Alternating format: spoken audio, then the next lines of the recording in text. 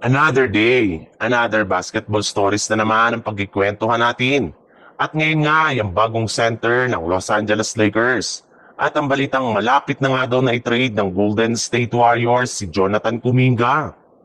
Matapos nga na matalo ang Los Angeles Lakers kahapon laban sa Milwaukee Bucks, ay magkakaroon nga ang kanilang team ng 2 araw na bakasyon bago ang kanilang next game laban sa Sacramento Kings. Magagamit nga nila ito para makapagpahinga at makarecover ang kanilang mga players mula sa kanilang mga injury. Bukod rin dyan, oras na rin naman nga ito para kay Coach JJ Redick upang makabuo ulit ng bagong game plan sa kanilang mga susunod na laban.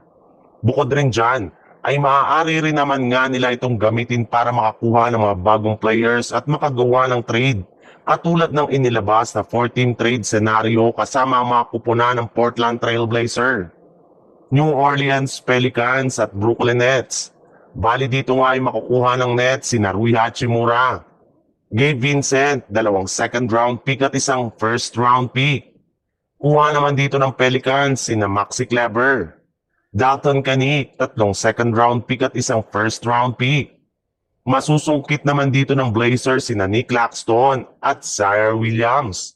Habang ang Lakers naman ay makukuha na sa wakas ang matagal na nilang target na sina Herb Jones, Robert Williams at Matisse Thybulle. Sa ibang balita naman, hindi na naman nga pinaglaro ng Golden State Warriors ang kanilang batang player na si Jonathan Kuminga sa kanilang game kahapon laban sa Sacramento Kings. Kaya mukhang tuluyan na nga siyang natanggal hindi lang sa kanilang rotation kundi pati na sa kanilang lineup.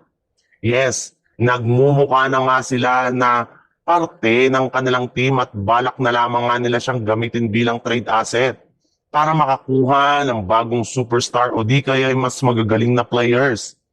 Sa madaling salita, hindi nga katulad ng nagdaang off-season, tuloy na nga ang trade ngayon ni Kuminga papunta sa ibang kupunan.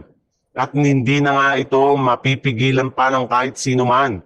Sawang-sawa na rin naman nga ang kampo ni Kuminga sa pinagagawa sa kanya ng kanilang coaching staff.